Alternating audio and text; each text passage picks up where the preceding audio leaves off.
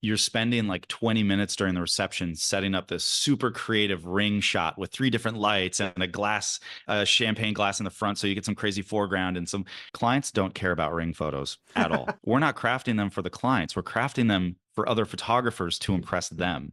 And so you'll see in the photography forums, these photographers are posting like they're behind the scenes of the ring shot that they did. Meanwhile, they've spent 20 minutes not paying attention to what's happening on the dance floor and what's happening over at the bar. And yes, there's second photographers covering some of that, but like during the reception, that's when all the good stuff happens. That's when all the emotion, that's when all this activity is going on. But you're off in the corner shooting a ring shot on a table that no one really is gonna need. Hey, welcome to the Beginner Photography Podcast. I'm your host, Raymond Hadfield, and today we're chatting with high-end luxury wedding photographer Brian Leahy, who shares the secret of how he went from shooting $400 weddings to $40,000 weddings. You got that right. This episode is brought to you by CloudSpot, the all-in-one and way better than Google Drive solution to deliver and sell your photos online. And you can grab your free forever CloudSpot account with 10 gigabytes of photo storage for free over at deliverphotos.com. I had Brian on the podcast more than 6 years ago, back in episode 75, which is crazy to think about. And it is one of those episodes that I get feedback from other listeners about just how helpful and open Brian was. So I invited him back on, and I mean, he's the exact same person today. You're going to get so much out of this. But Brian shoots high-end weddings in one of the most saturated markets for photographers. So if anybody knows about, quote unquote competition, it's him. But as you'll hear, I don't think that he would actually call it that. By the end of this interview, you are going to walk away having learned 3 things. 1, how to instantly build rapport with clients, what separates images from high-end wedding photographers and weekend warriors, and how to transition specialties to build a business that is a better fit for you while bringing in more money. Now, if you want a masterclass on how to become a high-end wedding photographer, this is it. Trust me. And stick around to the end where I'm going to share with you my 3 biggest takeaways so that you can start to implement what it is that you learn here on the podcast and become a better photographer. So with that, let's go ahead and get on into today's interview with Brian Leahy. Last time you were on, you shared how you got into photography. So if anybody wants to hear that, they can go back and listen to that episode. But I believe you started with a point and shoot on a trip to Ecuador, and then several years later, you built a name for yourself as a high-end wedding photographer in one of the most saturated markets here in America. But today, things are obviously changing. So rather than asking you, when did you know photography was going to play an important role in your life? I want to ask you, when did you know that photography was no longer going to play as important of a role in your life as it did? Yeah, that's a great question. There were 2 points actually, because after I had built my business in LA to a point that I was very happy, I was shooting more than I wanted to. It kept me very, very busy, but I actually got fairly burnt out in LA because I was working the same venues every weekend. And, years that I shot 30 or 40 weddings, I'd be working at the same venue 5, 6, 7 times a year. And I found it hard to be extra creative. And I never really considered myself an ultra creative photography. No one's looking at my photos being like, wow, how did he get that photo? My stuff was very classic, very timeless. It wasn't ultra creative. So for me, I didn't go into photography with a super creative brain. And so I really struggled after working at these venues weekend after weekend, trying to find new spots to shoot and new pockets of light. And so I really started to get burnt out in LA. And my ultimate goal was always to combine travel with photography. And I made it a point to really go heavy into destination weddings. And so it took me a good like 3, 4 years to start building my destination wedding business. And that was amazing because I would never shoot a venue more than once. I was always in a different state or a different country or a different private residence.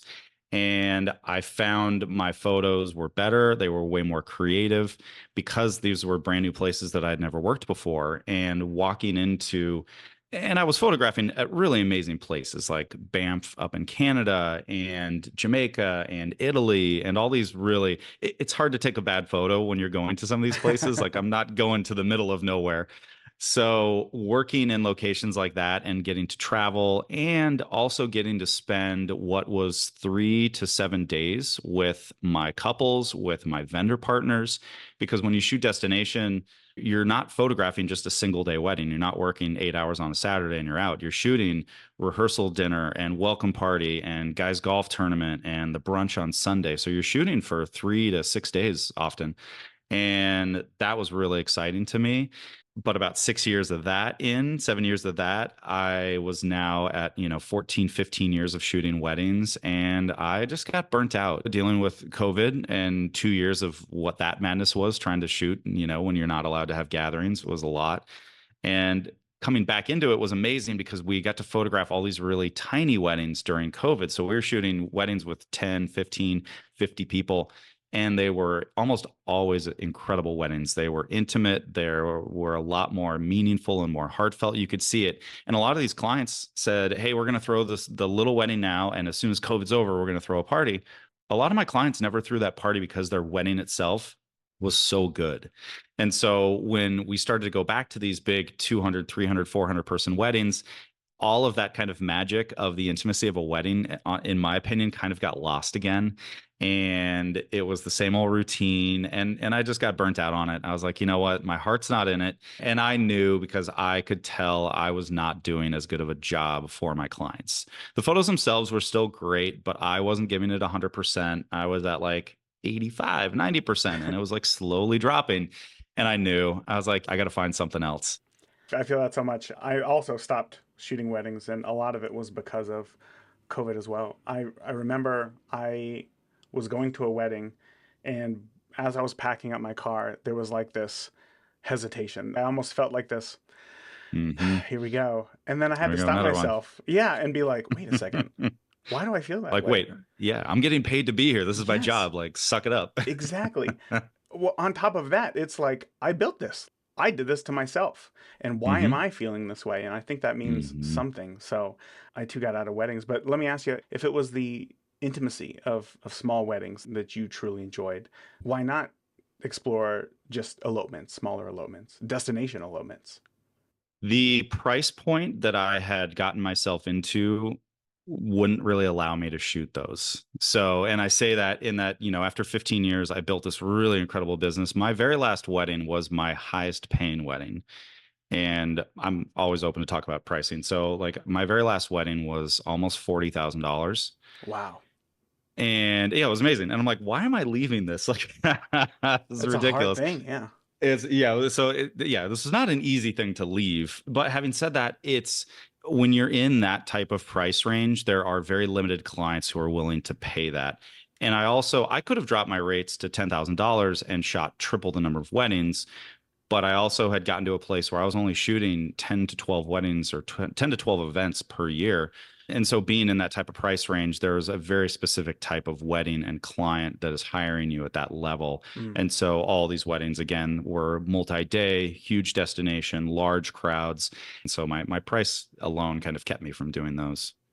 Then let's go ahead and start there. I know that obviously you transitioned, as you just shared, out of Mhm. photography, out of weddings, and I really do want to hear more about that. But since this is the Beginner Photography podcast, I figure let's go ahead and just start with some questions about your time as a photographer. I'm going to start with a question that everybody has after hearing that right now. Okay, with your last wedding there being $40,000, Mhm. somebody right now is thinking to themselves, I just got paid $400 to shoot Mhm. a wedding, and it was a thrill. I couldn't believe that I made that much. Yeah. They can't even fathom getting to $40,000. So Mhm. I'm going to push you. I'm going to push you real hard right now. Do Um, it. Do it. if you had to write out the 5 oversimplified steps to go from weekend warrior to Mhm. high-end wedding photographer in their market, what would those 5 steps be? It doesn't even need to be five. It is one step, Let's hear this. but it's a very long step. The only thing you need to do, naturally, your photography is going to get better. And for everyone listening who is charging $400, that's a perfect number you threw out because the very first wedding I ever shot was for $400. I had some family friends call me up. They're like, hey, we weren't even going to have a photographer. We'll pay you $400. Do you want to come shoot it? I spent like $600 and bought my first flash because I was like, well, I'm shooting inside. I need a flash. I shot weddings for $1,000 and $4,000 and $15,000 and 40. So you can get there. Like it takes time. And so naturally your photography will always continue to improve over the years as you shoot. So I don't need to sit here and tell people go learn how to shoot more. Like you're just going to do that by shooting. But in order to build your business, you have to network as much as you humanly can. And I say that knowing how well it worked in Los Angeles, which LA has more photographers than literally probably any city in the entire country. Right. And having to compete with that many is really difficult. Your work alone will not make you stand out unless it's something ultra creative. But even then, it doesn't matter. Like you're in a sea of thousands of photographers. Who knows you matters much more than how well they know your work. And so when I decided to go into weddings full time in LA, I spent 2 years and went to every single networking event I could possibly find. And so at the time, that was ABC, Association of Bridal Consultants, that was WIPA, that was NACE, that was ILEA, it was all the acronyms for all of the wedding industry and photography networking groups. And so not only would I attend all of these, I would volunteer shoot for as many as I possibly could.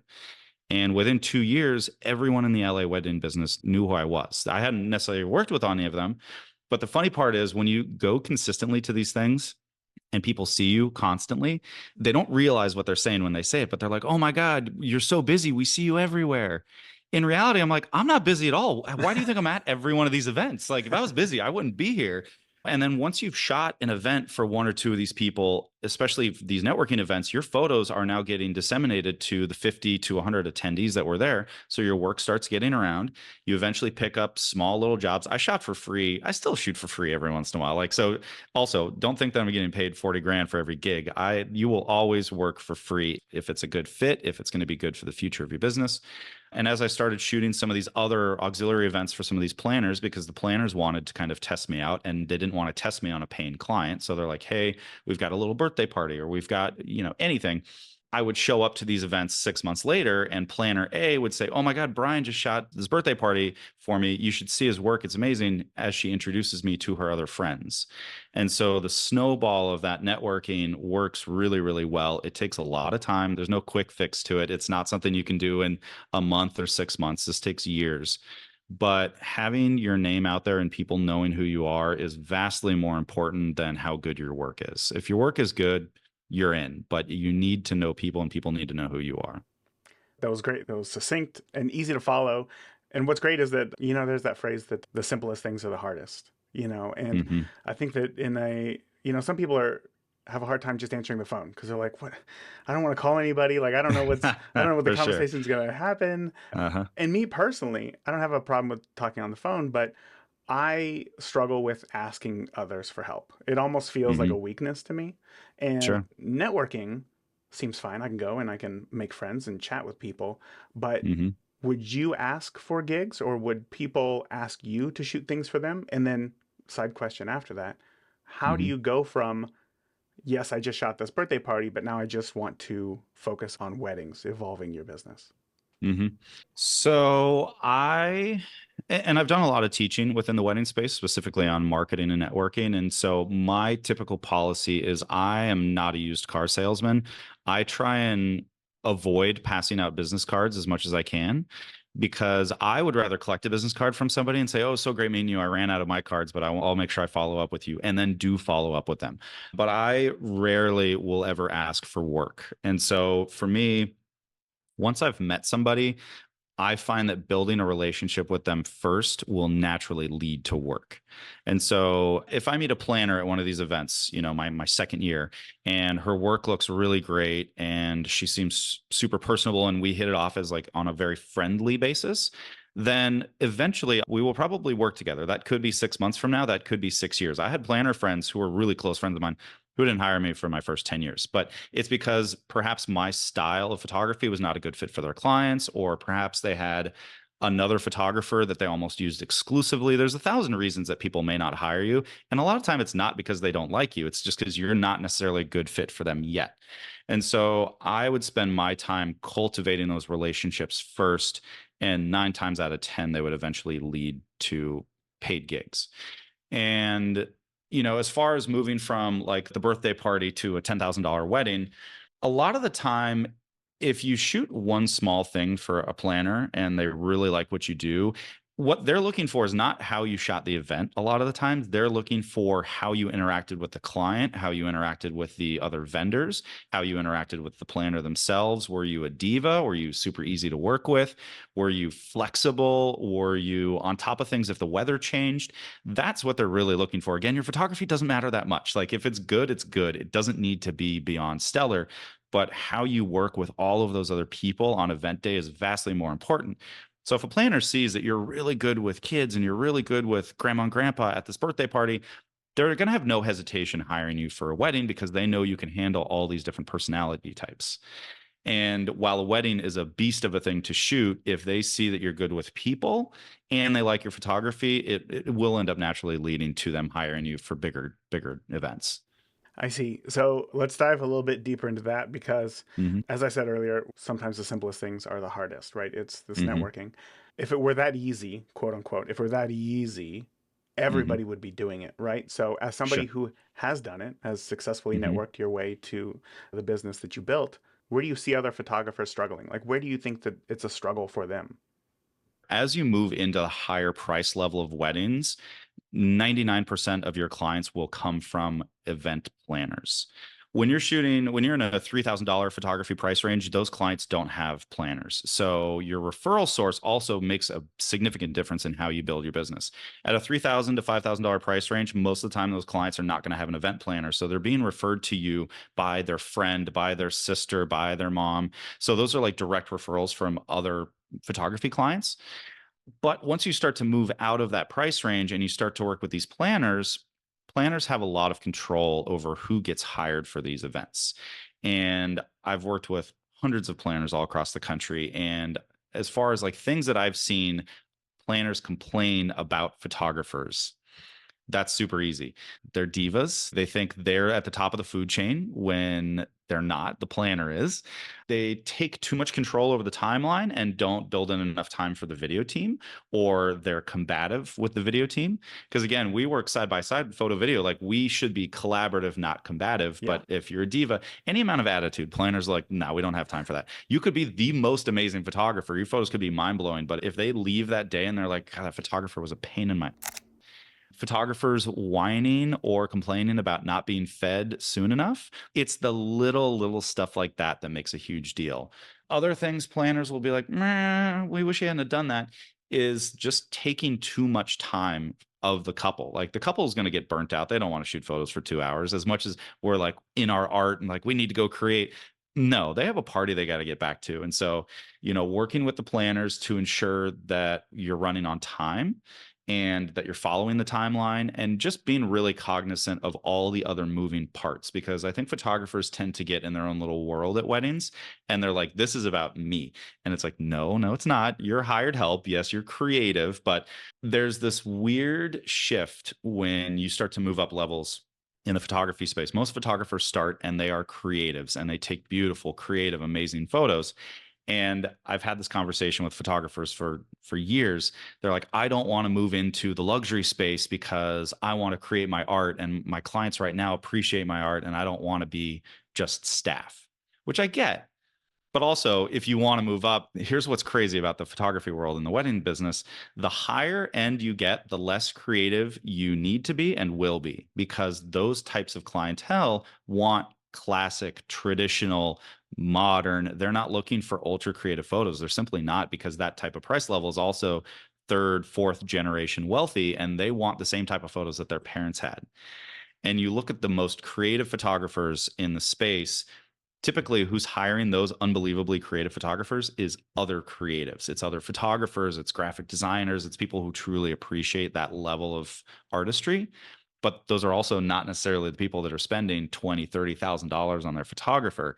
There's this balancing act that has to happen when you transition from a $5,000 to $8,000 photographer to a $15,000. Your art, while you can still create it for yourself, is not as important on wedding day because your clients are not looking for it. Does that make sense? It does. No, it absolutely does. And I can think of other photographers who I've interviewed on the past, or in the past rather. and seeing their work, I've thought to myself something similar. Maybe it's just that mindset thing of like you would assume the higher price Mhm. point, the more creative it has to be, the more unique. Is that something that you figured out by accident, or did you just because surely at some point as a photographer, you do want to level up your skills. But at what Mhm. point did you say, "Okay, I'm done. Like I can start shooting all these weddings that I want now. I'm good." I can definitely tell you when I realize that. And this is still a thing. And again, like no shade to anybody who does any of these things. Anything I'm saying, I've done at some point in the past. So again, like your mid-range photographer, you're spending like 20 minutes during the reception setting up this super creative ring shot with three different lights and a glass, champagne glass in the front. So you get some crazy foreground and some clients don't care about ring photos at all. There's not a single client in the history of my weddings that has been like, "Hey, these ring photos aren't very creative. Can you like reshoot these?" Not a single client.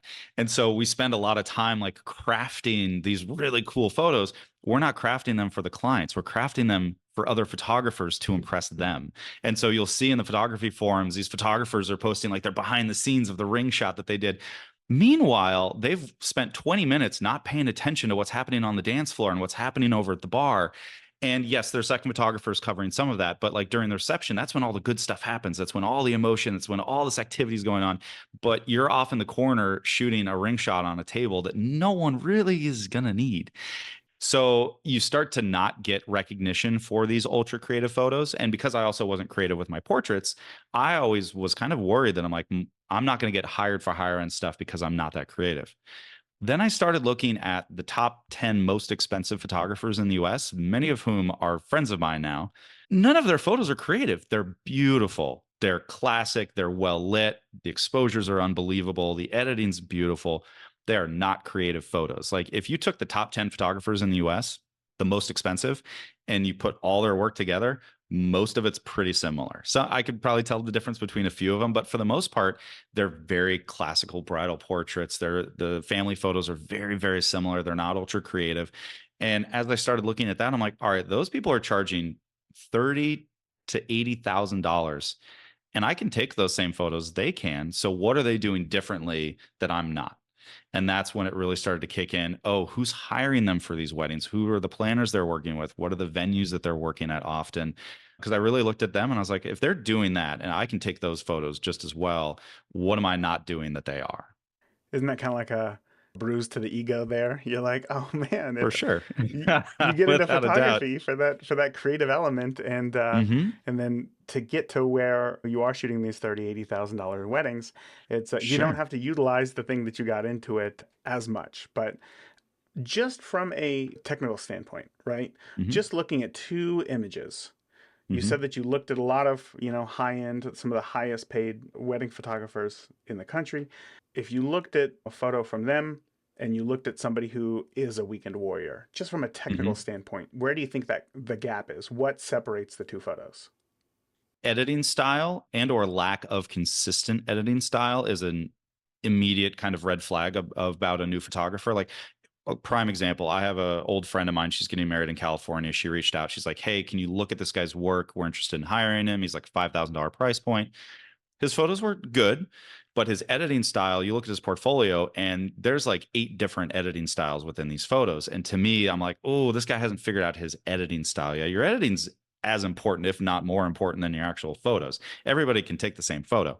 But if your editing's not consistent, that's a very red flag for me in referring out somebody who's kind of new to the business. So figure out your editing style first. Even if you're going to stick with it for like a full year, like you're going to edit the same way for a year versus putting out a portfolio where like, well, I like greens a little more this month. And so now your photos are extra green and like, I like them a little more cool and blue this month. That to me is a problem. The other thing that stands out, and again, this is going to come with as you build your business, you will also build your kit. There's a huge difference between a 3.5 and a 1.2 lens. And so when I very first started, I bought my cheap body, but then I spent really good money on lenses. So I bought a 51.2, I bought the 7200 2.8. That gear does make a difference. You don't need to go out and buy all this stuff, but having at least one really nice lens, because again, you look at the people at the top, they're only using like 3 different lenses. The camera bodies these days don't matter at all. It does not matter what camera you buy. They are all the same. They're all amazing. Compared to 5 years ago, they're beyond. I mean, camera does not matter. Lenses do. Of course. Yeah. It always matters until it doesn't matter, right? Hmm. When you're at that range, you're really competing only against like two or three other photographers who are also some of the Hmm. best in the country. When you're in that situation and you're not being picked because of how creative your photos are, how Hmm. would you differentiate yourself? So that's the relationship with the planner really matters. I mean, some planners, especially at the high end, may only refer one photographer. They're like, we know our couple really well. We know what they're Ah. looking for. We know what their style is. We're only referring Brian. Some planners say, we really want Brian to shoot this, but we're also going to give client two other options because we're doing our due diligence. We want to present them with three photographers, see whose style they like a little bit better. So at that point, some of it does come down to photography style a little bit. And then a lot of it comes down to personality. So there are photographers at the high end that are still a little more introverted, a little more quiet. I'm not that. I'm I'm loud. I'm very like interactive. Most of my clients tend to be really big partiers. I specialize in drunk adults, is what I tell people. So that's my kind of crowd. And so there's not a lot you can do at that point. So if I know I'm competing against my buddy Dennis and I know I'm competing against Alan, Dennis has a very specific editing style. Dennis has a very specific shooting style. And the planner, for the most part, is doing all of the selling for us because the planner knows us well enough to describe how we work. So, what's interesting is at the very high end, rarely do you even have an interview or a consultation with those clients. Rarely. Like I couldn't even tell you last time I had a consult with the clients. It's basically like maybe we'll get on a phone call and just be like, "Hey, let's talk about the flow of the weekend and I'll Really? tell you guys a little bit about myself." But a lot of the time you're kind of getting booked sight unseen because the planner's like, "Great, you're within their price range. I know they're going to love you and that's it." And they have so many other decisions that they're making for a wedding like that that if the planner's like, "You guys are paying me and trust me, we're bringing in Brian." And Hmm. that's how it goes a lot of times at the top end. You may not even meet. I've had weddings at the high end where I have met the couple for the first time on rehearsal night. Oh my, wow. Hmm. How do you build a relationship to be able to get them comfortable enough in front of your camera to get the photos that you need? That's what you're getting paid for. No, that is the key question. It takes years of practice. You have to be really good with people. You have to be able to walk into a room. And while I can be loud and boisterous and super interactive, when I'm meeting that couple for the first time, I am 1,000% professional. I do not drink at weddings, except for maybe the very end of the after party on Saturday night. But you just have to walk in. You pay extra special attention to the groom because a lot of the time the bride she's the star of the show. And granted, this is different if you're shooting two men or two women or whatever the situation may be, but make sure you're giving both people as much attention because a lot of times somebody in that group has gotten forgotten a little bit and they're just there because they're like, well, today's the day. I'm excited to be here, but I have no idea what's going on. And building rapport with both of them. And I'll give you a quick tip. This is one thing I did for years and it impressed people every time and it immediately builds rapport. The one thing you can do that will impress everybody at a wedding is memorize names of all of the VIPs, not only the bride and groom, but every single parent, every single sibling, and the entire wedding party. And you walk in, and as you're meeting them, you say, "Oh, Steve, thank you so much." Or, "Mr. Smith, it's so great to meet you finally. I'm looking forward to meeting your wife, Linda." Knowing people's names is such a secret sauce thing and it's hard to do. Like it takes years. And so typically for like 5 to 7 days before the wedding, I've already sent out a questionnaire to the couple or to the planner. And so I have all these names. I will also go into the social media for the couple if they have it public and go find who all these bridesmaids are and groomsmen. So I have that face. So when I walk in, I can immediately know, oh, that's Sally, that's Stacy, that's Stephanie. And just that little people are insanely flattered if you know their name, especially if they haven't met you before. And so that is it's the easiest way. And when I say easy, it takes years to do, but just that little thing you're now friends and not some random guy who has no idea who you are. I don't even know where to go from there because that's one of those things. You're absolutely right. And it's so simple. It's free. It takes work. But I mean, I remember situations where I've shot a couple's engagement session. I showed up to the wedding and the parents are like, Raymond, and they'll be excited for Yeah, me. And it's like, exactly. you were looking at me like, wow, this feels amazing. So doing it for them would feel similar. And obviously, if it's their day, if it's their friend's day, that Mhm. just adds to it. That is great. That is a great tip right there. I want to go real quickly back to your images because we talked about the creativity it doesn't need to be to 11. Mhm. But for you, as a photographer, you do want Mhm. to do better. I want to know, Mhm. where did you have the most room for improvement? What was Brian Leahy's Achilles heel? Posing. Really? Yeah, oh, without a doubt. I mean, I had like my same three go-to poses. um, We all do. and part of my conversation with my couples is always, you are not hiring me to pose you, because if I make you do some weird thing, it's going to show in your face. You're not going to like it. My shtick was always, listen, you guys are hiring me for my candid photography and how I can get you guys to act naturally in front of my camera without being posy. And so over the years, I transitioned from doing a lot of posing to just being really good conversationalist with them to get them to be natural. And again, building that rapport with the groom, especially if this is a, straight wedding, building that rapport with the groom was super important because he was always the most uncomfortable. I hate having my photo taken. Like anytime I take Mm-hmm. a photo with my girlfriend, I make the same silly, awkward faces because I don't have somebody directing me. And so I understand how weird that is. And so for me, I keep it super light, super fun. We tend to move around a lot. And then I started getting better at shooting those like in between moments, in between poses. And it's the little walk and it's the look of them as soon as I put the camera down and then bring another one back up. Weddings are not just about the couple. They're mostly about all the guests. They're about grandma who is now 95 and they're just excited for her to be there. They're about the best friends they only get to see once a year. And so myself and my team, we got hired for all of our candid photography because also their friends can shoot portraits on an iPhone now and they still look spectacular. Right. But wedding guests cannot compete with really beautiful, stellar, candid photography. Your cell phone simply cannot do it.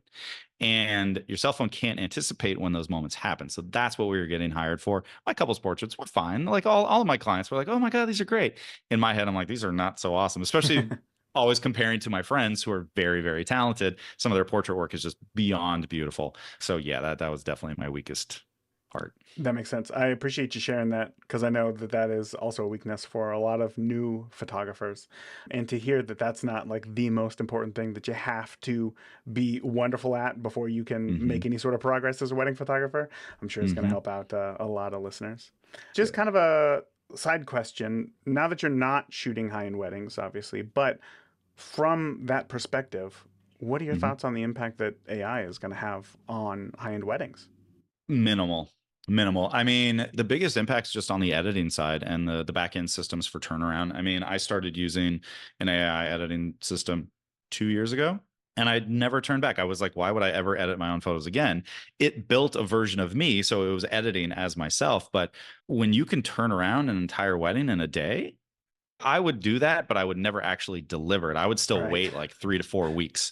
So don't deliver your images too soon. Like even if your clients know you're using AI to edit, don't deliver too soon, in my opinion. Send out 40 or 50 teaser images. Great. Keep them happy. But wait at least like 2, 3 weeks before you deliver the full gallery because you want them to like kind of marinate, enjoy that wedding. Because if you deliver photos the next day, they're on their honeymoon. Yeah, they're going to look at them, but also like, do you see the beach over there? They're going to go do that instead. It loses the magic if you deliver too soon. As far as other things that AI may impact on the photo side, I honestly don't know. I'd love to hear your opinion on it. I don't think it's going to have any impact at all because, again, we're not getting paid because we know how to use a camera. We're getting paid because we know how to interact with people. And until they have a robot that physically comes in and knows how to interact with grandma and the drunk cousin and a 4-year-old who's screaming all over the place, until that happens, I don't have any concerns for the luxury photography space.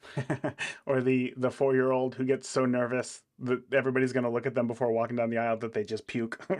Yeah, yeah, exactly. Yeah. So I mean, do you see anything on the horizon that would have an impact? Well, what you said is that your clients are hiring you for how you interact with them because you're dealing with people. And Hmm. I think that that happens at a certain level. And before Hmm. that, a lot of photographers are being hired because they have a camera, because they know how Hmm. to use the camera, or simply because couples just know that if they're getting married, they need a wedding photographer. And it's just one thing to Hmm. check off the list. So I will say that having had conversations with people like John Dolan, he talked a Hmm. lot about how his couples want authenticity. That's the Hmm. most important thing. And it's not so Hmm. much that, because I had thought about this as AI was starting to come out and you could take your face and put it on any sort of wedding image, right? And Hmm. suddenly you can get Hmm. married in the Bahamas and have never left Indiana. Hmm. But there's an element of this is fake. This is not real. This is, and Exactly. that's fine for some. I mean, my wife puts on a filter on Instagram or whatever where she's puking a rainbow, like that's Sure, sure. clearly fake, and that's fine for Yeah. some things. But there's always going to be a subset of people who want, well, this is the real thing. This is what really happened. And Hmm. I had the same feeling as what you had just said. I don't think that it's going to have much of an impact on a high-end market. It's everything in the middle. It's everything in the middle because low end, of course, it's going to be used and it's going to be Hmm. used often. It's going to have to be relied upon. The Hmm. middle is what's going to be squeezed to one end or the other. And I think as a photographer, you have to choose which side you'd rather be on. Yeah, and I think AI will absolutely not replace, but have a severe impact on portrait photographers, on newborn photographers. Because imagine you're taking a photo of a newborn, you could put it in this beautiful background now that you don't have to spend 2 hours creating, and Mm. you can shoot it in a studio instead of shooting outside in the cold or the warm or whatever it is. It's a lot easier for something like that. Whereas I feel like with live events, any events of any sort, but specifically events, it's hard to fake that because it's movement, it's unpredictable. And even photographers in the middle, I'm trying to think of like how this would impact photographers who are shooting, $40,000 weddings. I think even for those couples still, these photos are going to get sent to grandma, and grandma's not going to want some photo where she's been AI photoshopped on on some random background. And so I do agree, especially with Dolan talking about authenticity, especially with weddings. These are things that are just really hard to fake because everyone will know because everyone was there. You know what I mean? And you've got an audience of 100 people who are like, "Wait, what is this?" They're going to be like, "No, where's the photo of me on the dance floor with my boyfriend?" You know what I mean? I think there's opportunity there for certainly like enhancements of what those photos may look like. But yeah, I don't know for weddings, just because it's such a dynamic event that everyone is a part of, and they'll know if like you're delivering all these weird fake, AI images. I remember the first time I was able to swap a sky in one click Yeah. or Mm-hmm. do it in batches and think to myself, this really cleans up this boring Indiana Mm-hmm. sky on this extremely hot day to be more dynamic and interesting. And I think in situations like that, nobody's really going to care. But again, if you're getting married in the Bahamas, whereas you were just in a church basement, yeah, it's going to be a Mm-hmm. huge, huge difference. That it just at what point, what do those photos mean? So Well, yeah, and to your point, especially about doing sky swaps and background changes and all these things that you can do in Photoshop generative fill now, I think those are great, but the issue is going to be there's not enough education for couples hiring these photographers who are doing a lot of that manipulation. Because if you've got this amazing portfolio of 50 stunning images with these beautiful sunsets, and which you don't get 99% of the time, right. I always tell my friends who are starting to look at photographers, I said, the best thing you can do is ask for 3 full galleries. Do not look at their portfolio more than about 5 minutes. If you're like, these are great, amazing, ask to see an entire full wedding. And photographers, it is your job and your duty to be sending to these clients a couple full galleries so they know what they're actually hiring. So I think that's where people are going to get themselves in trouble on the low end, is because they are building these images, but they're not building enough of them, or they're only using them for their portfolio without still showing clients what a full gallery really looks like. Yeah, good point. Good point. I always tried to send a gallery if I knew that a couple was getting married at a venue that I had shot before. I'd be like, "Great, I Hmm. love that place. Here's a sample of what it might look like on your wedding day." Yeah. And listen, I faked a photo, one of my best photos ever. I faked it like 10 years ago in Photoshop before like AI was even a thing. I had these clients do a dove release, and only like 4 doves came out at a time. So it was like 4 here. And then like 10 seconds later, another 3 came out. And so I Oh. didn't have one single frame with all these birds. And so I ended up faking it. Like I pulled from like 8 different frames, and then it looked absolutely beautiful. But again, it was only one frame that I could deliver from what was still like a 10-second first kiss. Mm. And I told him, I was like, hey, this is obviously fake when you guys see this. It looked amazing. No one ever knew. But then the 10 images following it had two birds in it. So it's Hmm. like you're either going to fake them all or you fake none of them. Yeah, that's a good point. That's a good point. I want to talk now about, obviously, this is a show called the Beginner Photography Podcast. A lot of the photographers listening right now are still new in their journey. They're still fresh. They're Hmm. excited to keep learning. But there is a subset of people who maybe they are at the tail end of their journey. So I want to talk a little bit about the knowing when to move on versus the need to go deeper. Because Hmm. at one point you said that you got burnt out of shooting all the same locations. So instead of moving on, you went deeper and started doing destinations. But then at the end of Hmm. that, you decided to move on. Where do we start to figure those things out for ourselves? I think you kind of nailed it earlier when you have that feeling in your gut. You always got to trust the gut. Like you know if you're in it, you know if there's something in the back of your head that's like, I don't know if I really want to do this anymore. You know when you show up to a wedding and you're not excited. Like this was an amazing, amazing career. It treated me so well. I had so much fun. I got to work with the most incredible people in the country. I got to travel to amazing places. And so I know some people will be like, I can't believe this guy bailed out after charging, $40,000. But you also owe your clients. Like you are being hired as a professional. And if you're not giving it 100%, then that needs to be a trigger in your brain. Like, why am I not giving this 100%? And if I'm not, is now the time that I need to start looking at other things. Cause like there were a couple weddings where I know I just phoned it in. We did a great job. Clients were super pumped with the photos, but I knew. I was like, could have done a little better, could have paid a little more attention, could have been a little more interactive with that family. I didn't memorize all the names for that wedding party. Those things, you have to listen to those things. And so I know there's plenty of photographers that still phone it in because they've been shooting for 20 years. I don't think that's fair if you're charging significant amounts of money. So then, what about the whole, you had built such a business, you had made Hmm. so many connections, you had got Hmm. into destinations because you like travel. So it's not like you just completely imploded everything and started fresh. I mean, you kind of did. Hmm. But tell me how, I guess, how Kind the of the transition. transition from local to destination. No, no, no, not so much. More of like what you're doing now with doing Ah, destination and travel coordination. Would that be the right term to use? yeah, yeah, I'm a travel agent. Yeah, there's there's fancier words, but I'm a travel agent. It's Um, more than that. Like you're selling yourself real short here. Yeah, no, and we can dive into that for sure. I actually had some friends suggest it. So I had a group during COVID that we did a Zoom every Tuesday. It was a core group of really amazing wedding industry friends. There were about 7 or 8 of us on there. And we were all talking about exits because everyone who's been in the business long enough is always talking about how to get out. And I had two of my friends, they're like, well, you've been giving out free travel advice for a decade. Why are you not getting paid for it?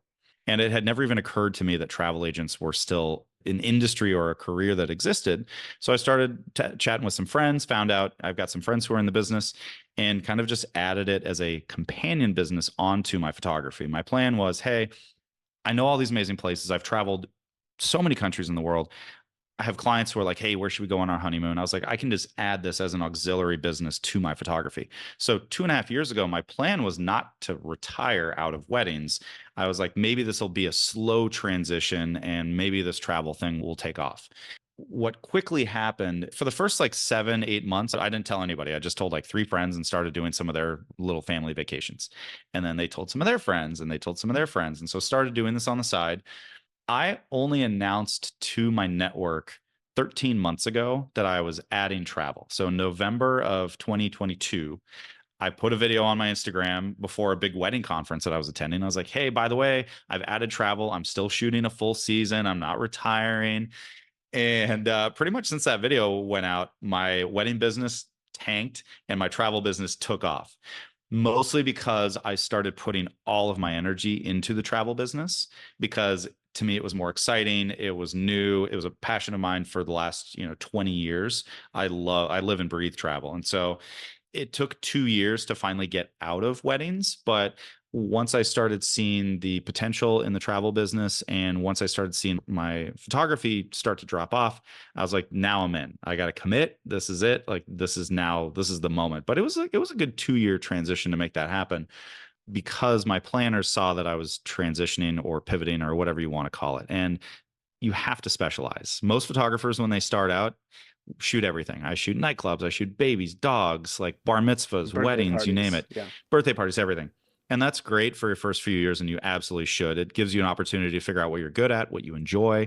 But by the end of year 3 or 4, you got to figure out what your niche is. And so, because people don't want to hire somebody that doesn't specialize in anything, but dabbles in all the things. And so, I feel like when I started putting out much more travel content, my photography inquiries really just tanked, which was the plan. I mean, that I was very okay with it. I knew that was going to be the case. Whatever you're putting your energy into is what you're going to get, and you can't split your energy between two careers. And it changed from, hey, this is a side hustle thing, to, oh no, this is going to be a career. And that's when it really started to kind of blossom. Do you think that originally having it as an auxiliary business for your wedding photography and then transitioning just into doing this helped you like with clients? Because it's not like you went from I shoot wedding photography to now I'm a nuclear physicist and these are Hmm. such different worlds. But do you think that you were able Hmm. to take some of that clientele or networking that you did and help build your business? 1,000%. Hmm. So every part of my travel business is now somehow related to my wedding business. Wow. Yeah. So in a few ways, like early on, I started booking honeymoons for a few of my photography clients because they found out I was doing travel, and most people don't know a travel agent. There's not that many of us, and so started doing that, and then booked some family travels from there. And so because I was already running in a high end net worth type of client, those are also the same clients that are spending a lot of money on travel. So the transition for me was surprisingly smooth because I wasn't starting from scratch within the travel business. There was still 1,000, and there still is 1,000 things I have to learn, but my client base pretty much just kind of moved over. I was lucky enough that travel, high end travel, and events and weddings are still so closely tied that that transition was really easy. Like you're right. If I was like, I'm going to go be a physicist or I'm going to go be a psychiatrist, there's not a lot of pull through from one industry to the other. But I just happened to know travel really well, and I'd been doing destination for so many years that that transition was fairly smooth. Which I don't know if that's just by luck or it's because I had great friends who were like, "Hey, you should do this because you're already doing it." But I did luck out that it was pretty smooth. Well, I think that from having talked to you today and obviously a few years ago when you were on the podcast, it sounds like one thing that you do well is you listen to yourself and follow your gut. And if travel is that thing, like obviously it's been in your life for a long time. You said that your high school graduation gift was a trip, like, and then that's how you got Yep. into Yep. photography. So I think it's just listening to yourself. So I don't think that it's wild. It's not anything crazy, but obviously it set you up for success. And as we were talking about, I think before we recorded, it's easy to see looking back how you got to where Hmm. you are, but it's Hmm. impossible to be somewhere and see what exactly is going to happen in the future. So I think you also have to listen to the people closest around you. If you're hearing something more than 2 or 3 times from people who don't know each other. And I'll kind of tie this all the way back to how I even got into photography. It wasn't my idea. It was a bunch of friends' ideas because when I started traveling, came back and I had like 3 friends who didn't know each other, saw my travel photos from Ecuador, and they're like, "Wow, these are really good. You should get into photography." Had never occurred to me. It was never even a thought. I'd never even picked up a camera before, but I was like, by the third person, I was like, all right, they're not saying this just because they're trying to pump me up. They're like, they really like these. So this is what I'm going to at least explore now. And I think being open to those types of possibilities when you hear things from other people, and that's how I ended up in travel. It wasn't my idea. It was a couple friends who were like, hey, you're already doing this thing really well.